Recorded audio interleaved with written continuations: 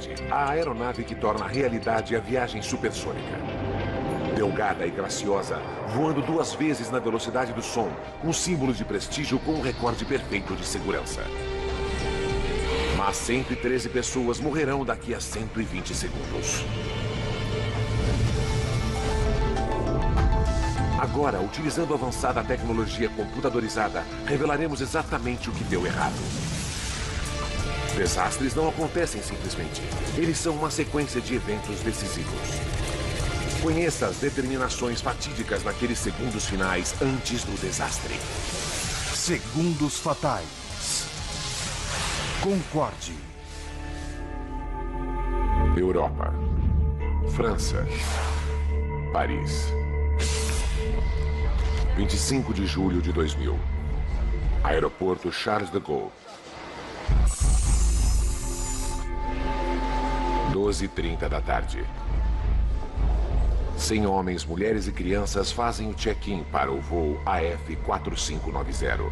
Vieram de todas as partes da Alemanha na expectativa de uma viagem única.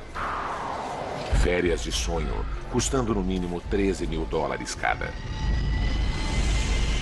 Começa com um voo no Concorde para Nova York. Depois, um cruzeiro luxuoso pelo Caribe. Para o pai de George Meyer, é um prazer especial para comemorar sua aposentadoria. Ele fez 65 anos em 2000 e queria esse prazer para si e sua companheira. Ambos gostavam de viajar e tinha sempre de ser algo especial.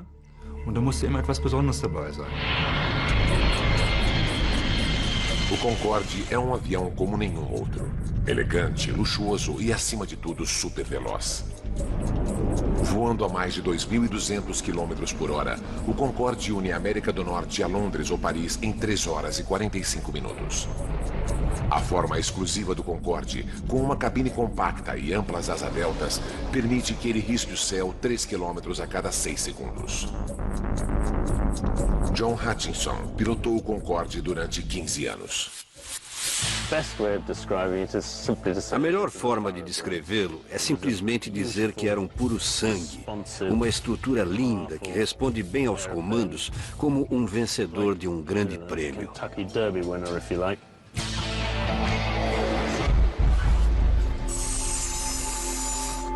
À 1h30, todos os passageiros estão prontos para sua viagem supersônica.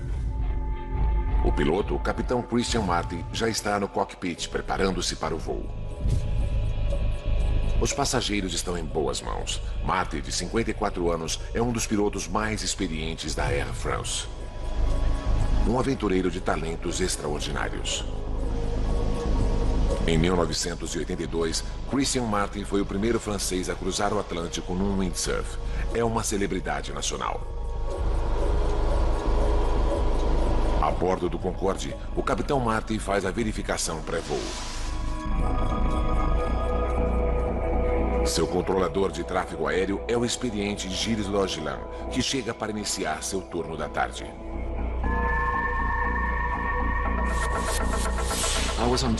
Eu estava de serviço na torre de controle sul do aeroporto Charles de Gaulle, em Paris. Não era o meu plantão, mas na véspera um colega me pediu para trocar. Ele fez o meu horário da manhã e eu fiz o seu turno da tarde. Com a troca de turno, ele ganhou um presente inesperado. Gilles Logelan é o controlador responsável pela decolagem do Concorde. O Concorde é um dos mais belos aviões que eu já vi. Sua linha é pura. Eu gostava muito de vê-lo aterrissando e decolando. Durante a verificação pré-voo, o capitão Marty vê que o motor número 2 apresenta uma falha técnica. Uma pequena peça precisa ser trocada.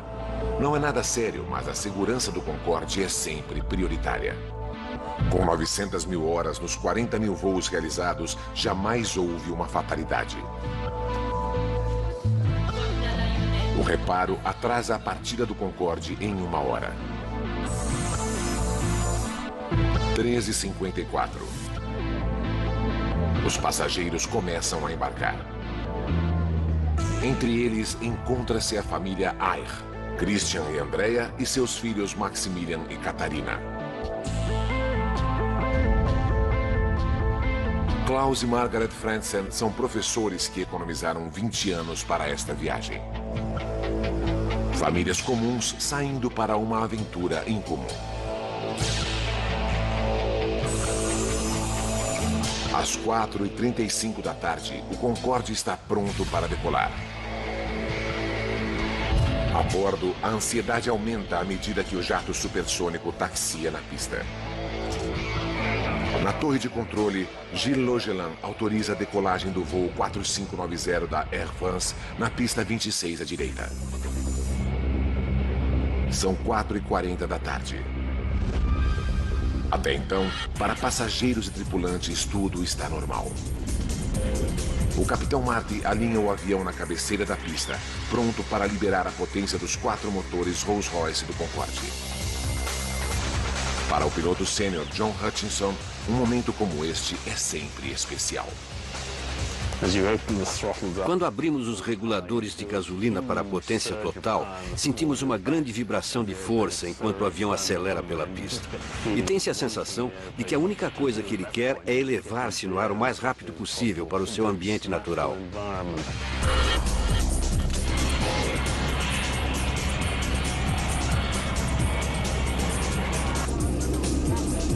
Na torre de controle, Gilles Logelan monitora a decolagem. Eu estava observando o Concorde ganhando força na pista porque é sempre bonito de se ver. É um avião bem pesado e no início é vagaroso, depois ganha velocidade. O Concorde acelera na pista de 4.000 metros. Ele passa a 320 km por hora. Utilizando a computação gráfica, recriamos o que aconteceu a seguir. Para Gilles Logelan, é um momento de puro horror. De repente, vi as chamas no corpo do avião.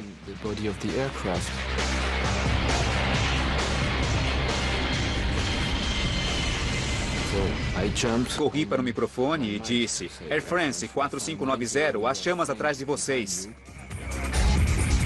O capitão Marty não pode ver as chamas e com uma aceleração de 320 km por hora, o Concorde tem que decolar. Restam só 2.000 metros de pista e o Concorde precisa de 3.000 para ter a chance de parar em segurança. Nessa velocidade, em qualquer situação, o avião tem de decolar. Ele não pode abortar a decolagem. Observando as chamas, vi o nariz do Concorde levantar.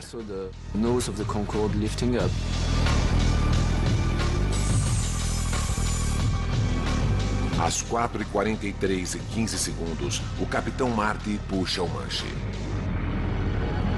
O Concorde levanta voo.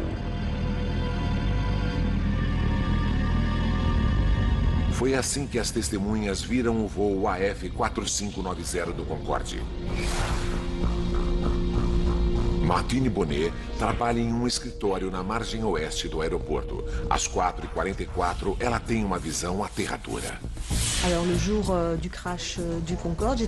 Eu estava olhando pela janela e vi o Concorde decolando lentamente com a parte traseira em chamas. Senti muito medo porque, com tanto fogo, achei que o avião ia explodir bem na minha frente. Peut-être exploser juste là devant nos bureaux. A aeronave danificada prossegue em seu voo.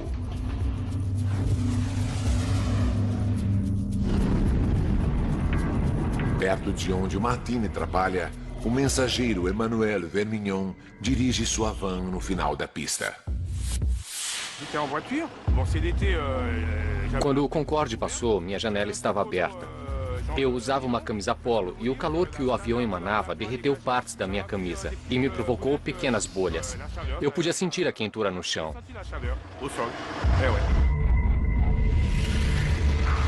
Enquanto o capitão Marty luta com o controle para ganhar altitude, fora de suas vistas, as chamas envolvem a asa esquerda. A visão chocante foi filmada pela esposa de um motorista de caminhão.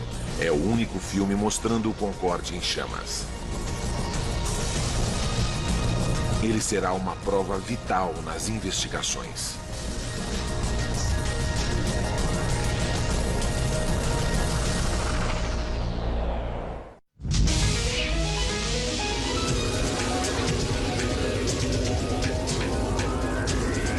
aeroporto de Paris, um Concorde supersônico acabou de decolar. Mas agora o avião está em chamas e 109 passageiros a bordo estão em perigo. Os próximos 69 segundos serão críticos. 4h43 e 30 segundos. O Concorde luta para manter-se no ar. São apenas 30 metros do chão e o avião danificado está em rota de colisão. A cidade de Gonesse, com seus 25 mil habitantes, está diretamente em sua rota. Christine Turpin se dirige ao seu posto de gasolina em Gonesse. Eu estava dirigindo quando vi um avião. Era o Concorde com fogo na parte de trás. Fui diminuindo a marcha e vi o avião em chamas.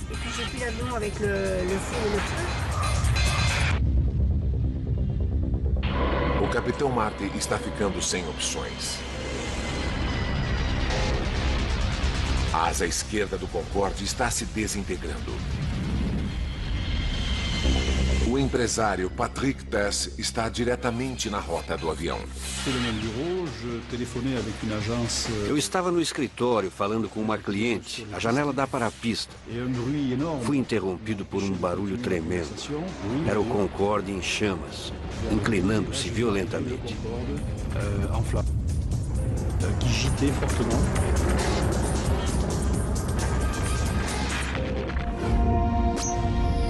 O Concorde inclina-se para a esquerda. O avião estanca e mergulha para o solo.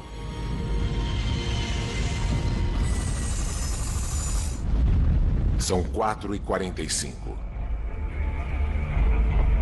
Este é o momento que todo controlador de voo teme. Gilles Logelin pega o microfone. Eu chamei o avião dizendo: Air France 4590 está ouvindo. Air France 4590 está ouvindo. Disse isso 2 vezes. Air France 4590 está ouvindo. Não houve resposta.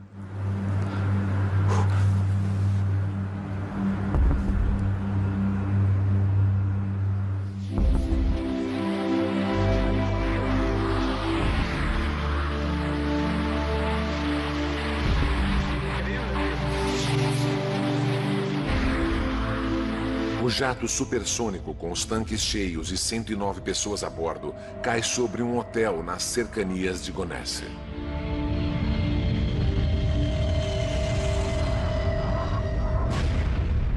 Uma apavorante bola de fogo cai sobre o prédio.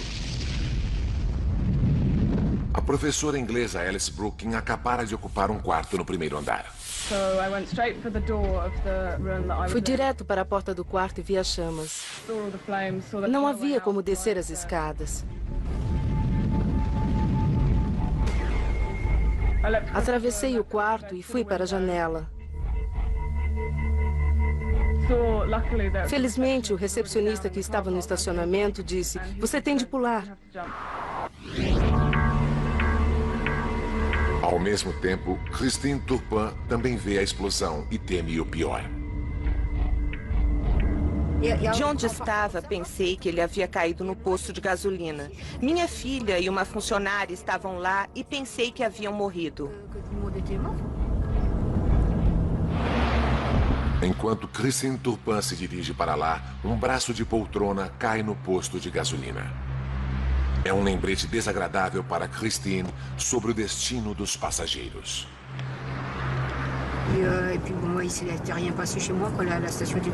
Ao se ver um braço de poltrona, não se pode deixar de imaginar que deve ter sido dos passageiros a bordo do avião. 8 minutos depois da queda, dezenas de carros de bombeiros e ambulâncias correm para o local. Uma tragédia estarrecedora, não só para os passageiros do Concorde, como para os que estão no hotel. O chefe regional dos bombeiros, Coronel Fabrice Chauvin, lidera o salvamento. Enquanto dirigia, muitas coisas passaram pela minha cabeça. O mais importante para mim era dividir a operação em duas partes separadamente. Uma, a queda do avião, apagar o fogo e salvar os sobreviventes. E dois, organizar socorro para os feridos antes de serem levados para o hospital. A intensidade do fogo é tão grande que levarão 3 horas para controlá-lo.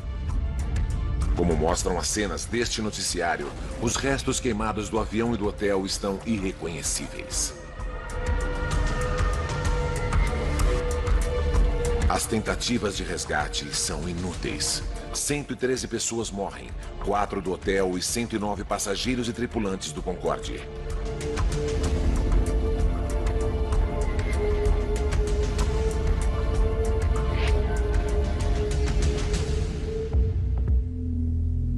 Três gerações da família Ayer morreram. Os avós das crianças quiseram oferecer à família férias inesquecíveis e reservaram o voo no Concorde.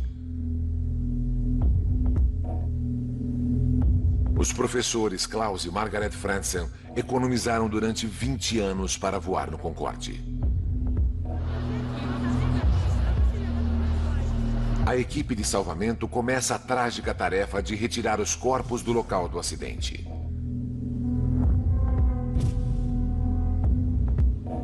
Uma das funcionárias do hotel que morreu era a estudante Kenza Rashid, de 19 anos. Ela começara a trabalhar um dia antes do acidente para ganhar algum dinheiro nas férias. Outra vítima é a arrumadeira Devraneh Chandan Singh. Ela deixou 2 filhos.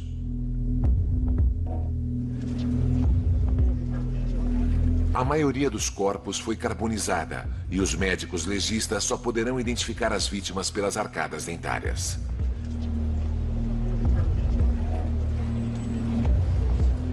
É um momento doloroso para os parentes das vítimas, como George Meyer. Uma das coisas mais difíceis foi a identificação do meu pai e seu sócio. Não sobra muito dos passageiros depois de um acidente. Foi difícil. George vai esperar 2 semanas até identificarem os restos mortais de seu pai. Tivemos de esperar um longo tempo. Não foi nada fácil, dia após dia.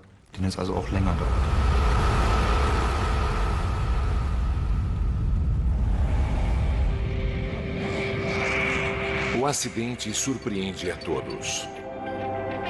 O Concorde, o rei dos céus, o avião que tornou realidade a viagem supersônica, o sonho realizado de muita gente, jamais tivera um acidente fatal até este momento. Foram apenas 120 segundos para destruir esse recorde perfeito. Agora, revendo os eventos daquele dia fatídico e nos aprofundando nas investigações, poderemos revelar o que realmente aconteceu. Uma precisa simulação computadorizada nos levará aonde nenhuma câmera pôde chegar, o coração da zona do desastre.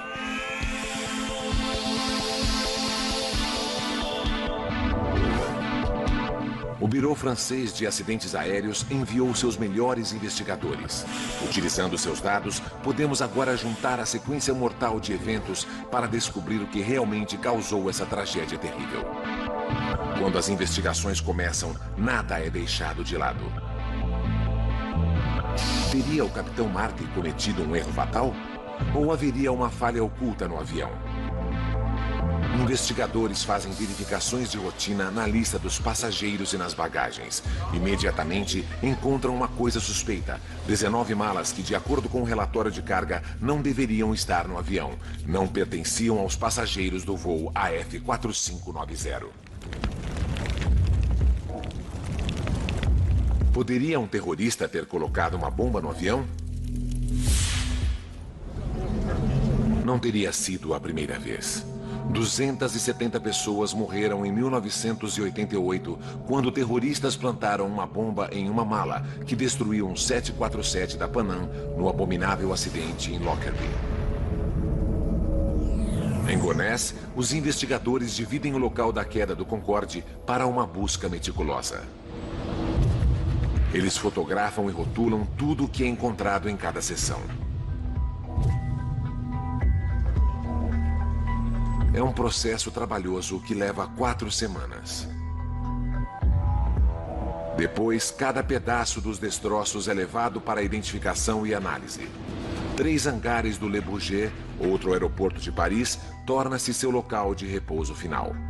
Este monte de entulho é tudo que sobrou do hotel, tal a intensidade do impacto e do fogo. A construção de 40 apartamentos é reduzida a pouco mais de uma pilha de fragmentos.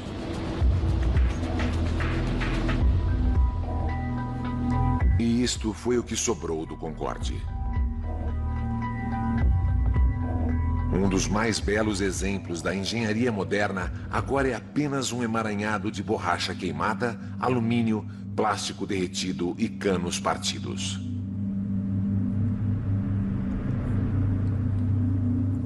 Os investigadores franceses separam e identificam cada fragmento. Entre estes restos queimados, jazem importantes pistas para elucidar a causa da queda do Concorde.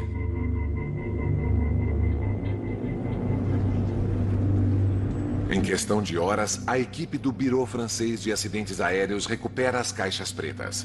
Essas peças são carregadas em todos os aviões para gravar dados técnicos importantes e principalmente a conversa dos pilotos no cockpit. Eles analisam as caixas pretas. Não há som de explosões e fica claro que não se pode culpar o terrorismo. Os investigadores são forçados a buscar uma nova pista. Eles se concentram no reparo do motor ordenado pelo capitão Marty pouco antes da decolagem. Eles sabem que o Concorde havia voltado de Nova York no dia anterior, com um inversor de empuxo defeituoso no motor número 2. O inversor de empuxo ajuda a frear o avião depois da aterrissagem. Os investigadores analisam a gravação dos dados do voo, mas não encontram provas de que um inversor de empuxo defeituoso possa ter causado o acidente. Aumenta a pressão para se encontrar uma resposta. Até lá, as autoridades francesas proíbem todos os voos no Concorde da Air France. As atenções agora se voltam para os 120 segundos do início da última decolagem da aeronave. O capitão John Hutchinson pilotou centenas de decolagens dela. Depois de alinhado na pista, o capitão aperta o cronômetro e abre totalmente os reguladores. A tarefa do capitão é manter-se em linha reta na pista. A tarefa do copiloto é fazer o que a velocidade pede. O engenheiro de voo está ali presente, monitorando todos os instrumentos, principalmente este grupo, que são dos motores.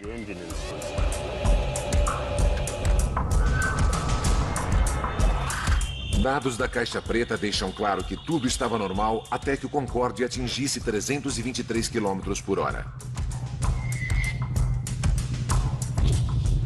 O Concorde está agora a 79 segundos do desastre.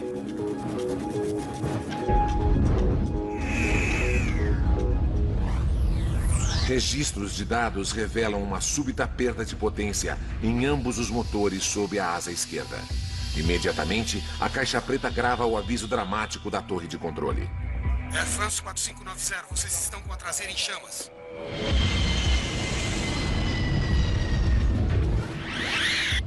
Apesar do aviso, o piloto Christian Marty tinha passado o ponto de retorno. Não há pista suficiente para parar em segurança. Ele teve que decolar. Ele puxou o controle de coluna para levar o avião a seu ângulo de 12,9 graus. Estava tendo problemas com os motores esquerdos, que não produziam a potência que deviam, e se esforçando muito para que a aeronave ganhasse velocidade. Mas com certeza estava sendo vencido pelos problemas dos motores esquerdos.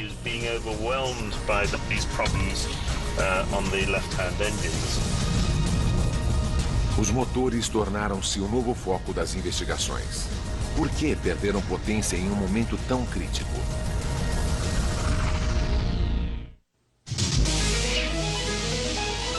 Com apenas 2 minutos de jornada, o voo 4590 do Concorde da Air France cai matando 113 pessoas. Um golpe devastador na primeira aeronave supersônica do mundo. Utilizando computação gráfica avançada com base no relatório oficial, nos aprofundamos na investigação para revelar a sequência mortal de eventos. Os investigadores sabem que os dois motores esquerdos perderam potência quando o Concorde ultrapassou os 323 km por hora na pista. Mas por quê? Então, houve um novo e importante dado. Os investigadores franceses encontraram vários fragmentos de pneus na pista, um deles pesando 4,5 kg. Testes confirmam rapidamente que pertencem ao Concorde. É uma pista significante. Por quê? Porque os pneus do Concorde se dilatam em pressão extremamente alta, o que os torna mais propensos a estourar que os de outras aeronaves, principalmente durante pousos e decolagens. O piloto John Hutchinson explica. Quando o capitão levanta o avião, ele está comprimindo o trem de pouso na pista. E a pressão se torna maior nos pneus e nas rodas naquele ponto em especial.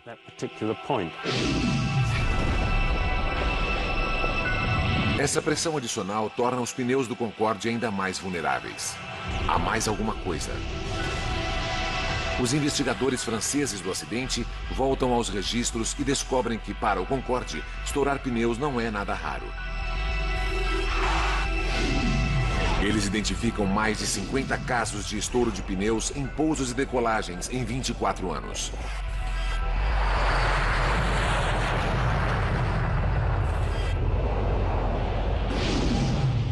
Um dos piores incidentes envolveu outro Concorde da Air France, dessa vez no aeroporto Dulles, de Washington, em 1979. Bill Lightfoot era um dos passageiros naquele dia. Eu podia ver um grande buraco aberto na asa, com pedaços de alumínio ou liga metálica, e muito líquido jorrando do buraco aberto nela. O relatório oficial desse acidente afirma que o pneu estourou enquanto taxiava.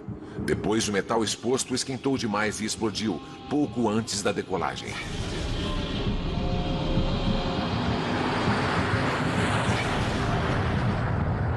O avião decolou, mas 20 minutos mais tarde voltou ao chão em segurança.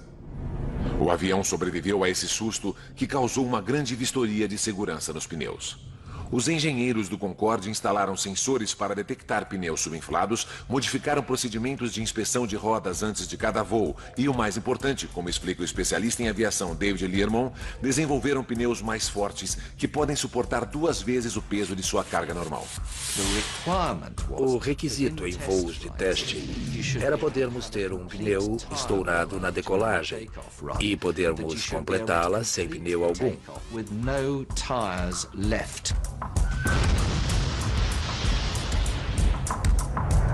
Subsequentemente, era o mesmo com as rodas, e nunca mais uma roda falhou.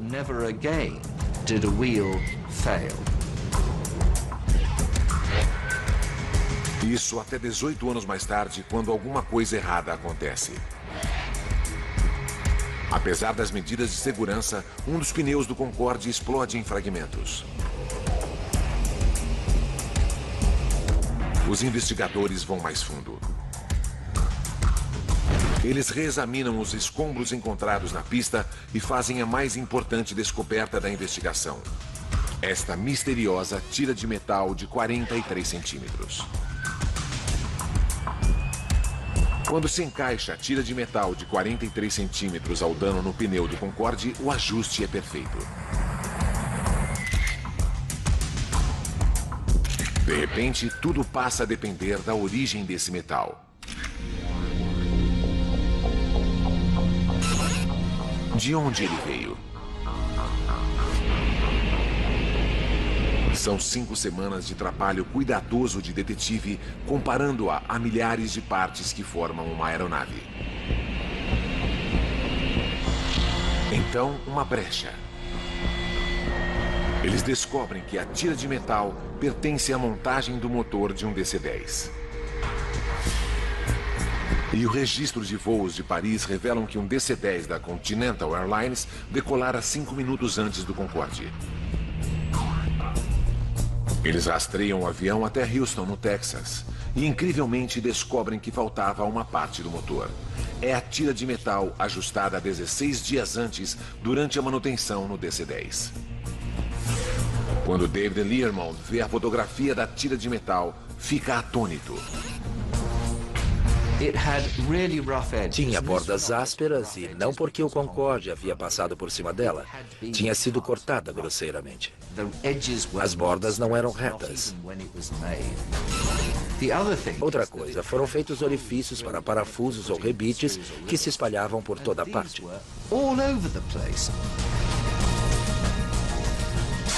Os investigadores agora têm uma teoria sólida sobre a contribuição da tira de metal no acidente.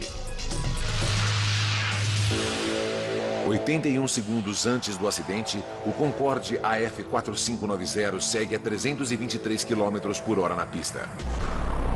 O pneu bate na tira de metal, explode e um pedaço de borracha de 4,5 kg sai voando e atinge a asa. Os tanques de combustível do Concorde localizam-se nas asas e, em seu formato em delta, elas não são projetadas para suportar tamanho impacto. Esse tipo de eventualidade jamais fora previsto em testes.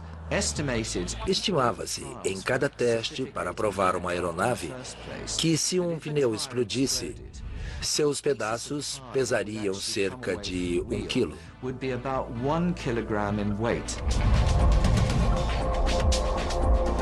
O pedaço de borracha que atinge a asa do Concorde naquele dia pesa quase 5 vezes mais, 4,5 kg.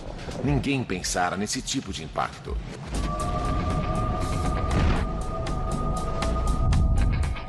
E mais, pode-se encaixar um fragmento grande do pneu em uma cavidade na asa, mas, surpreendentemente, a asa não foi perfurada naquele ponto.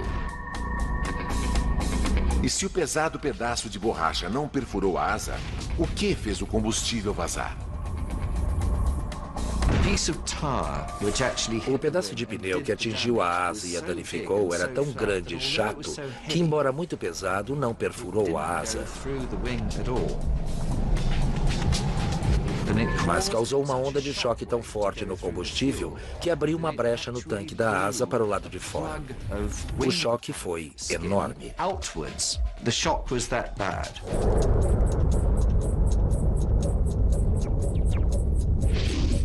Quando o pedaço de borracha bateu na asa, provocou uma onda de pressão que encontrou a junção mais fraca no tanque de combustível. O combustível esguicha do tanque. 75 litros de combustível jorram sobre o motor a cada segundo. Mas mesmo derramado sobre o motor, precisa de uma fagulha que cause a ignição. De onde veio essa fagulha?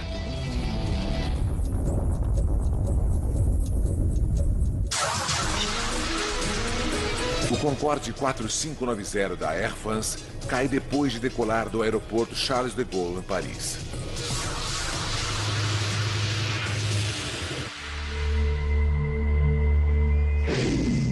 Nossos gráficos podem simular uma câmera virtual na pista para revelar a causa do acidente.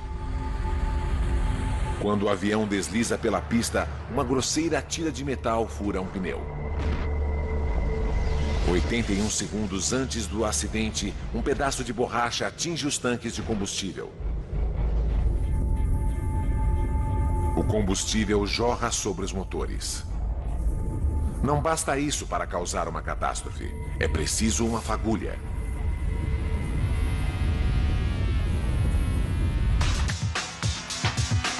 Pela gravação no cockpit, sabemos que os pilotos têm problemas com o mecanismo de pouso na decolagem.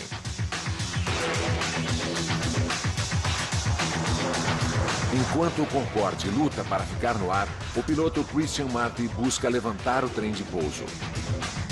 Mas ele se emperra aberto.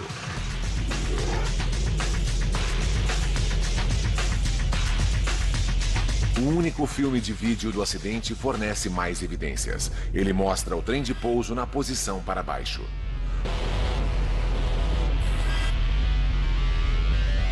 O que impediu que as rodas se retraíssem? A explicação mais plausível pode ser vista nesta simulação do computador.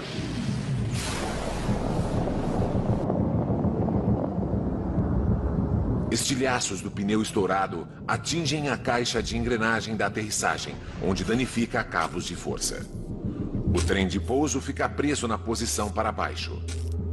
Pior ainda, cabos expostos serpenteiam com forte fluxo de ar. Se os cabos expostos se tocarem, soltarão fagulhas. Por fatalidade, eles se tocam. Esse contato inflama o combustível que vaza. Naquele momento, o Concorde se torna uma bomba voadora.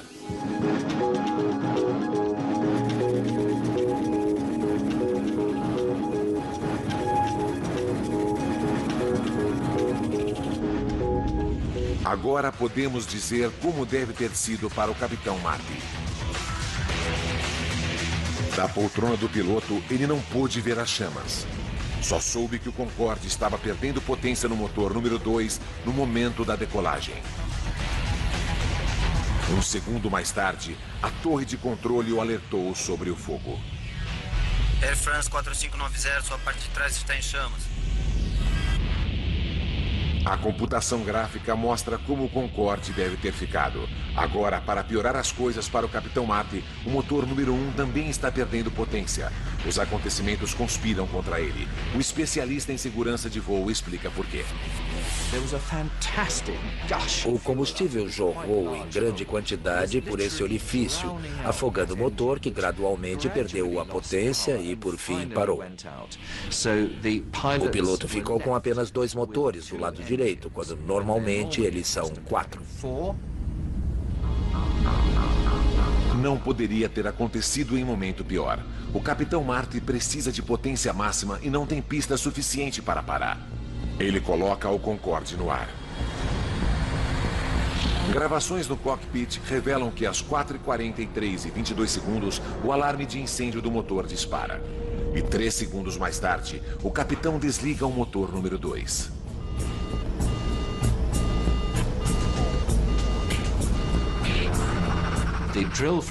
O procedimento para incêndio é desligar o motor, cortar o suprimento de combustível e tentar o extintor de incêndio para apagar o fogo.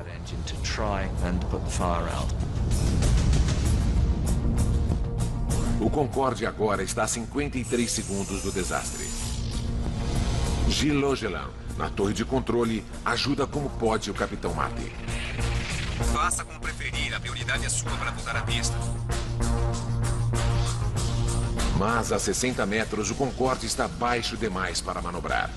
Em vez disso, o Capitão Marty tenta levar o avião danificado para a pista mais próxima, no aeroporto Le Bourget, a 5 quilômetros à frente. Mas há um novo problema para o Capitão Marty. O fogo agora é tão intenso que a asa do Concorde está derretendo e se desintegrando.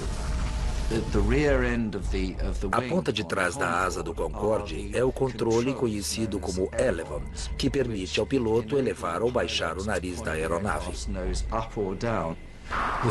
O fogo foi tão forte que a estrutura de trás do avião estava virtualmente se evaporando. Os controles essenciais do piloto estavam sendo destruídos. Ao mesmo tempo, os detectores de fumaça dos toaletes eram ouvidos nas gravações. Para os passageiros, vapores na cabina tornam as condições insuportáveis. O Concorde está agora a 49 segundos do desastre.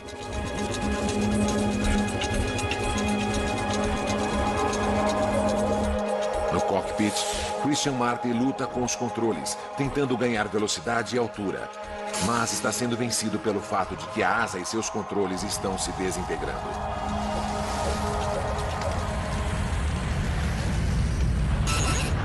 33 segundos. O alarme de incêndio do motor soa novamente e permanece ligado por toda a duração do voo. O Capitão Marty não tem mais opções. Mesmo a pista do Le Bourget, agora a 3 quilômetros, está fora de alcance. Nos últimos 11 segundos, a torre de controle ouve as últimas palavras de Christian Marty. Tarde demais, não há tempo.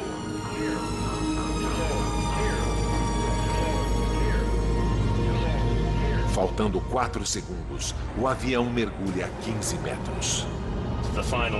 O ato final foi o avião erguer-se e atingir cerca de 110 graus de inclinação lateral. Naquele momento, o avião tornou-se completamente incontrolável. 3 segundos. O Concorde não se mantém mais no ar. Ele para e começa a tombar para a esquerda. Há um hotel diretamente abaixo. O avião está prestes a cair.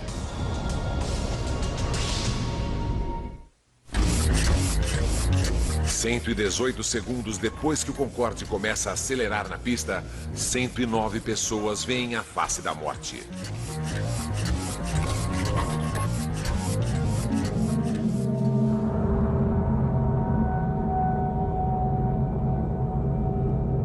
Dois segundos mais tarde, ele cai sobre um hotel de aeroporto.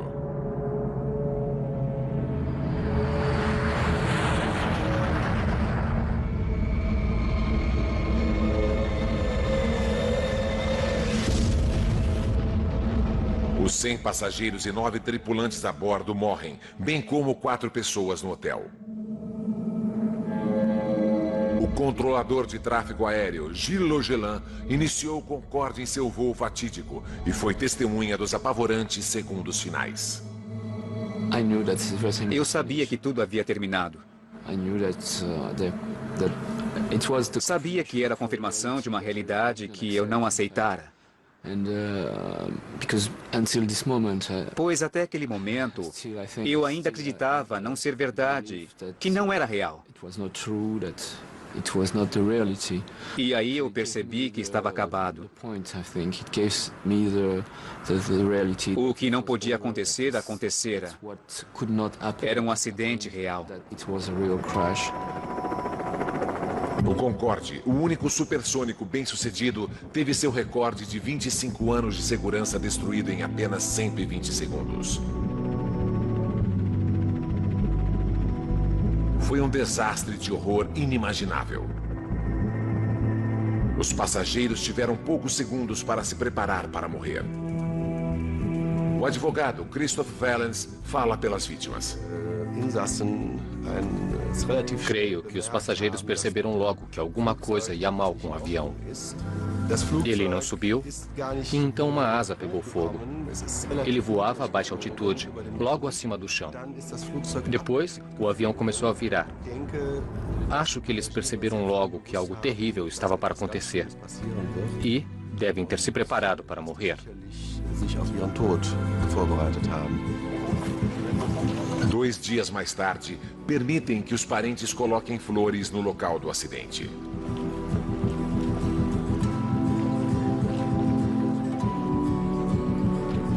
Ainda hoje, eles sentem uma profunda sensação de perda. O pai de George Meyer morreu no acidente. Eu sinto saudade dele. Ele deixou um vazio que não será preenchido. O mais terrível é que ele não morreu de causas naturais, mas em um acidente horrível. Ele perdeu a vida estando no auge.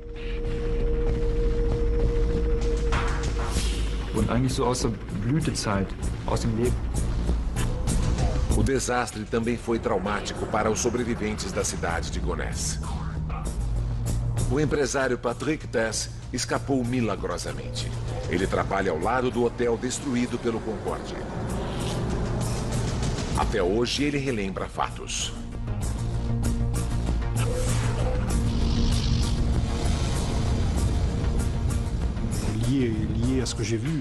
Naturalmente, o acidente causou um efeito em mim. Não poderia ser de outra forma.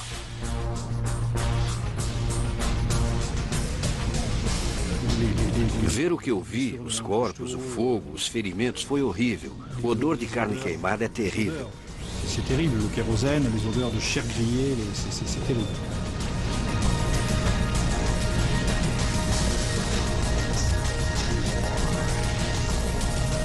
Para o Concorde, o desastre de Paris foi o início do fim.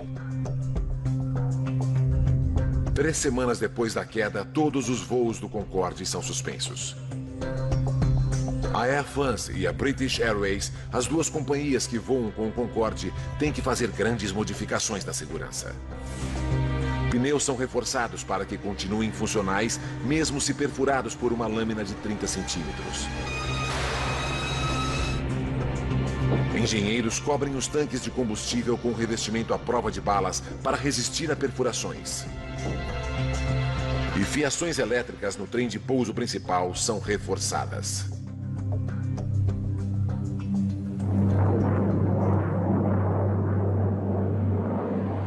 Mas o Concorde nunca mais recuperaria sua antiga glória. 14 meses depois da queda, ele voltou a voar. Mas o custo para manter e melhorar a frota envelhecida é alto demais. O número de passageiros cai vertiginosamente. Em 24 de outubro de 2003, o Concorde leva passageiros pela última vez. A primeira era de passageiros supersônicos chega ao fim. O Concorde agora é apenas uma relíquia de museu. Aquela fatídica tarde de julho em Paris deveu-se a uma crítica sequência de eventos. Uma simples tira de metal na pista perfura um pneu, lançando pedaços do pneu contra a asa. Uma onda de pressão causa a erupção do combustível do tanque e os fragmentos voam para debaixo do trem de pouso, onde atinge um cabo elétrico. Uma fagulha se inflama, causando um inferno no momento crucial da decolagem.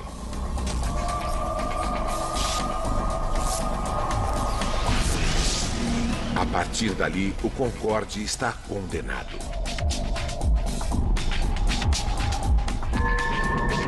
Uma sequência de eventos que ninguém poderia prever e que veio a culminar com a sua destruição. Versão Marshmallow São Paulo.